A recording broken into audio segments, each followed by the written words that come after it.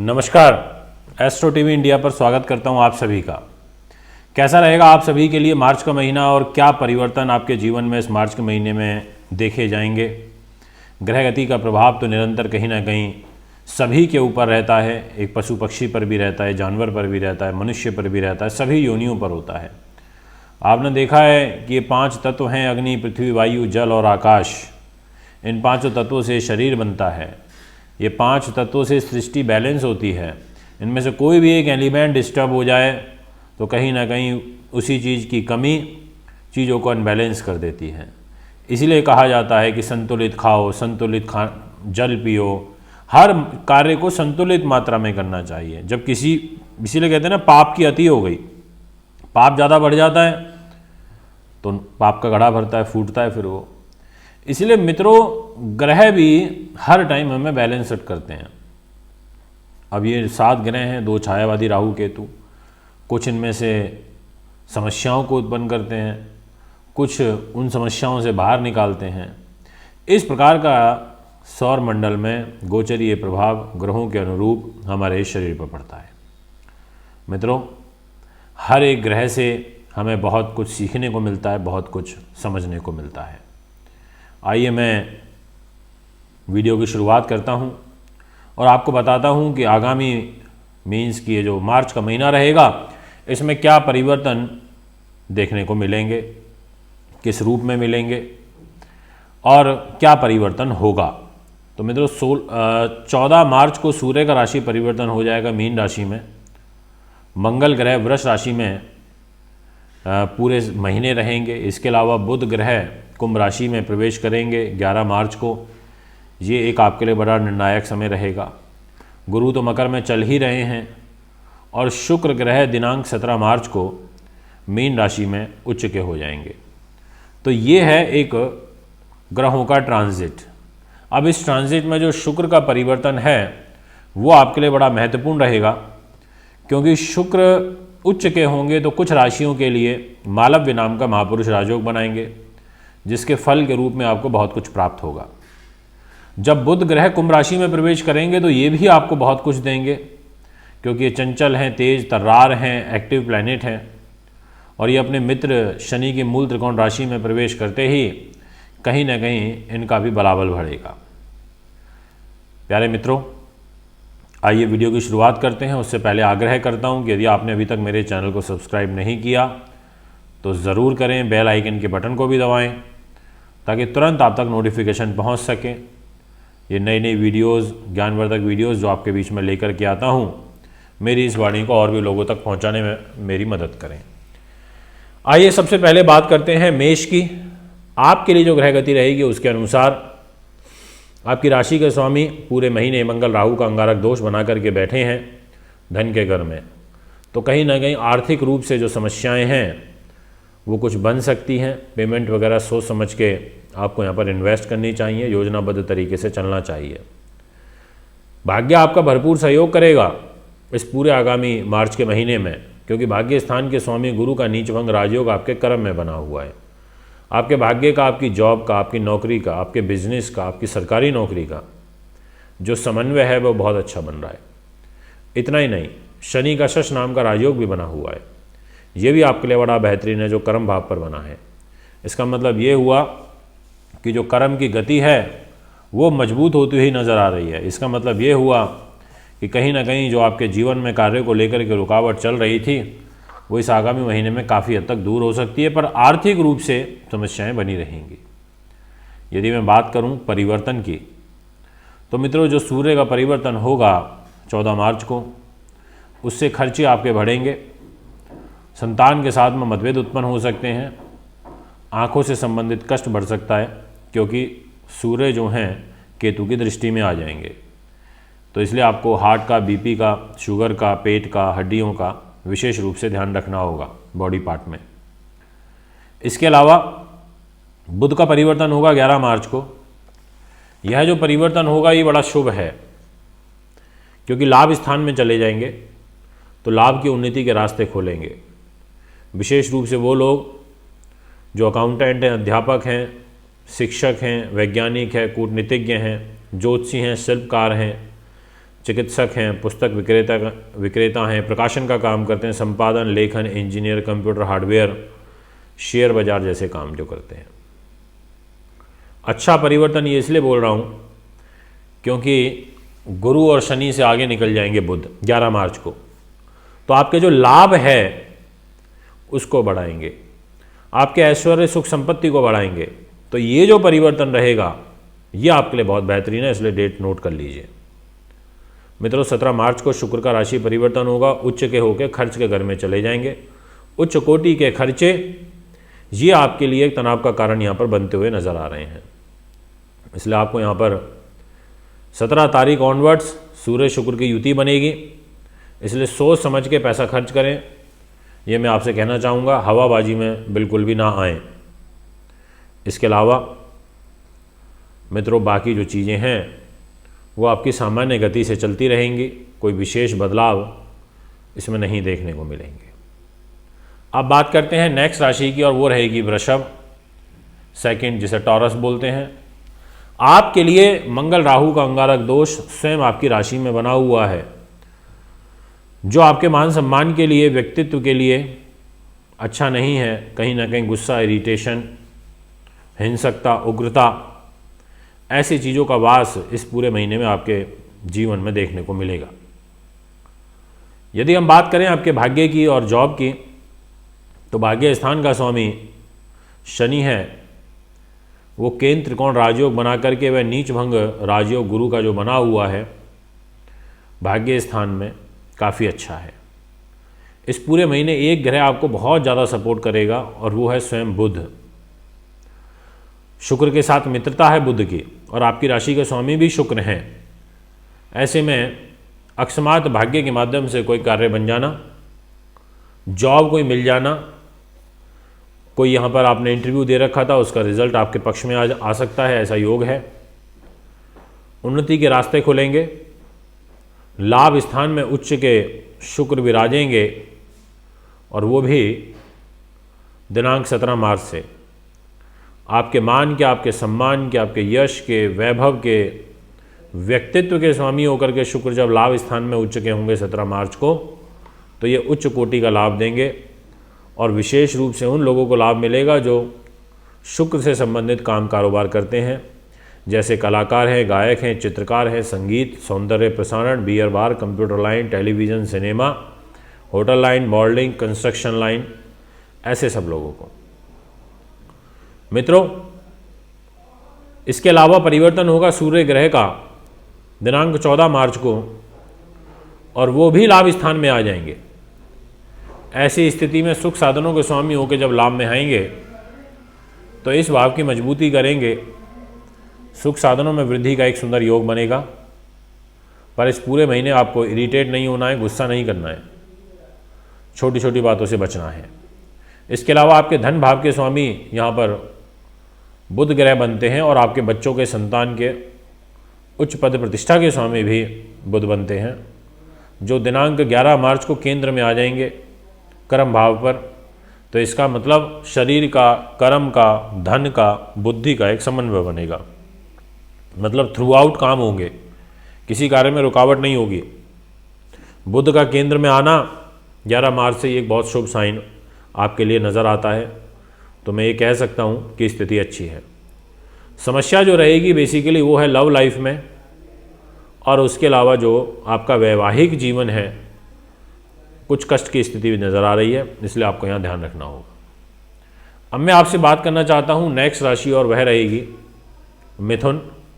आपके लिए जो ग्रह गति है उसके अनुसार आपकी राशि के स्वामी बनते हैं स्वयं बुध ग्रह, और वो 11 तारीख तक डाउन पोजीशन में है, अष्टम भाव में। ऐसे में स्वास्थ्य में बुध से संबंधित जो रोग हैं वो आपके लिए चिंता का कारण बन सकते हैं, ऐसा एक ग्रह गोचर दिखाई देता है।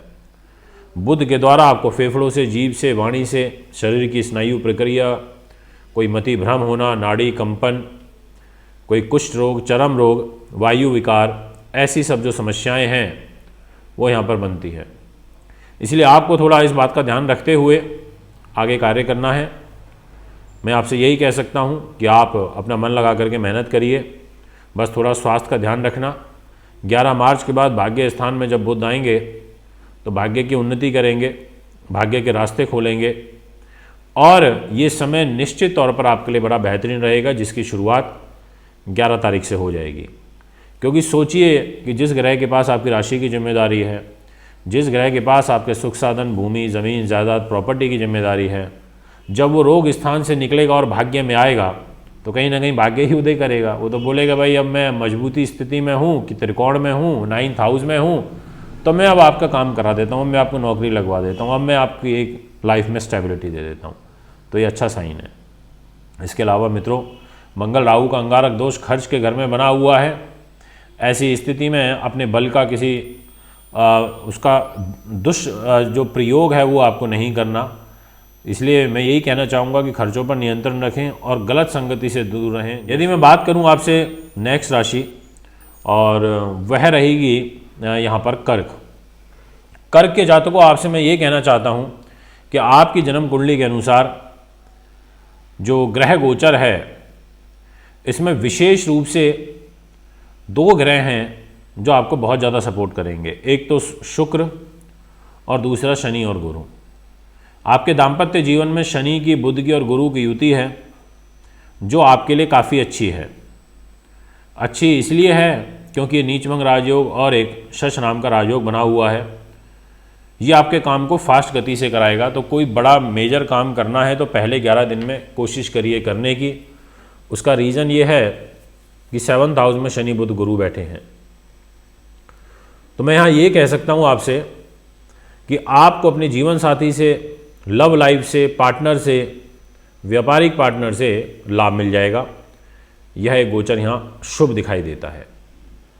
इसके अलावा जो बड़ा परिवर्तन होगा, जिसमें एक बड़ा सुकून की स्थिति बनेगी, या ये कहें कि यदि कुछ नया खरीदना चाहते हैं या अपने व्यापार को एक्सपेंड करना चाहते हैं या कोई लंबी दूरी की यात्रा पर निकलना चाहते हैं या फिर कोई बड़े भाई बहनों के साथ में किसी तनाव को दूर करने के लिए बातचीत करना चाहते हैं, कोई मांगलिक कार्यक्रम करना चाहते हैं, तो दिनांक 15 तारीख के बाद में कर सकते हैं। क्योंकि 17 मार्च को शुक्र ग्रह उच्च के हो जाएंगे आपके भाग्य स्थान में। इसका मतलब भाग्य की उन्नति के रास्ते खोलेंगे और सुख साधन का भाग्य का एक समन्वय बनेगा। यानी कि भाग्य के माध्यम से गाड़ी, वाहन, ज़मीन, जायदाद, ये सब चीज़ें प्राप्त होना और बिजनेस में भी उन्नति बनना। पर एक बात का आपको ध्यान रखना है कि मंगल और राहु की युति आपके लाभ स्थान में बनी हुई है। ऐसे में आपको केयरफुली काम करना है, लापरवाही नहीं बरतनी इस पूरे महीने। सूर्य जब आपके धन भाव के स्वामी होके भाग्य स्थान में पहुंचेंगे तो धन आवक का एक सुंदर योग बनेगा। रुका हुआ पैसा भाग्य के रूप में आपको वापस प्राप्त हो सकता है। इसका मतलब ये हुआ कि दिनांक 14 मार्च के बाद आपको अच्छा प्रयास करना चाहिए, आप अपना धन निकलवा सकते हैं, ऐसा ग्रहगति कहती है। बच्चों के साथ कुछ मनमुटाव की स्थिति रहेगी। गर्भवती महिलाएं थोड़ा सा ध्यान रखें और जो भी कार्य आप करना चाहते हैं उसको निसंकोच भाव से आपको करना चाहिए। मित्रों, अब मैं आपसे बात करता हूं आपकी जॉब की। जॉब को लेकर के किसी प्रकार का कोई तनाव नहीं दिखाई देता, कैरियर को लेकर कोई तनाव नहीं दिखाई देता, यह मैं आपसे कहना चाहता हूं। इसके बाद जो नेक्स्ट राशि रहेगी वो है सिंह। आपके लिए जो ग्रह गति है उसके अनुसार मूल रूप से जो बदलाव आपके जीवन में देखने को मिलेंगे वो ये है कि लाभ स्थान का स्वामी और धन का स्वामी बुध ग्रह केंद्र में आ जाएगा 7वें भाव में, और वो आपके लिए एक अच्छा है, शुभ साइन लेकर के आ रहा है। पर 11 मार्च से, यानी कि 11 मार्च से जो रास्ते हैं वो खुलेंगे, काम बनने शुरू होंगे, लाभ की स्थिति, धन की स्थिति मजबूत होगी। जो एक तनाव चल रहा था फाइनेंस को लेकर के वो दूर होगा। और इसके अलावा स्वास्थ्य का ध्यान आपको विशेष रखना होगा दिनांक 14 तारीख के बाद से, क्योंकि सूर्य ग्रह आपकी राशि के स्वामी होकर के 8वें भाव में चले जाएंगे रोग में। और इसके अलावा जो शुक्र हैं वो कर्म भाव के स्वामी और साहस पराक्रम के स्वामी होकर के 17 तारीख को रोग में चले जाएंगे। तो ऐसे में कोई धोखा मिल सकता है, कोई तनाव की स्थिति बन सकती है अपने खास लोगों के साथ में, अपने ऑफिस में। तो कहने का ये अर्थ है कि सिंह वालों के लिए जो ग्रह गोचर है वो बहुत ज़्यादा पॉजिटिव नहीं है। बस ये है कि एक ग्रह है जो सबसे ज़्यादा स्ट्रांग पोजीशन में आपको सपोर्ट करेगा, वो है बुध ग्रह। इसलिए बुध का रत्न पहन सकते हैं क्योंकि वो लाभ का स्वामी है और धन का लॉर्ड है, और केंद्र में आ जाएगा 11 मार्च को। तो वही एक मजबूती आपको देगा जो आपके काम बनते रहेंगे थ्रू आउट, यानी कि पैसे की तंगी नहीं आएगी, लाभ बिजनेस व्यापार भी चलता रहेगा। सरकारी नौकरी वालों को एक तनाव बराबर बना रहेगा इस पूरे महीने। यदि मैं बात करूं नेक्स्ट राशि की तो वो रहेगी कन्या। ग्रह गोचर की स्थिति आपके लिए कन्या वालों विशेष रूप से सुधरनी शुरू होगी दिनांक 14 तारीख के बाद, क्योंकि इस समय एक पार्श्विक दोष चल रहा है, केंद्र में कोई शुभ ग्रह नहीं बैठे, जिसके कारण उतार चढ़ाव की स्थिति ज़्यादा बनती है। परंतु आपके संतान भाव में, आपके उच्च पद प्रतिष्ठा के भाव में, आपकी नीति, आपकी विद्या, आपकी शेयर मार्केट, अकस्मात धन लाभ, यश, प्रबंधन कला, आपका लेखन, प्रेम संबंध, आपकी इच्छा शक्ति, ये जो घर है इसमें गुरु का और शुक्र का, ये गुरु का, शनि का और बुध का बैठना आपके लिए अच्छा है।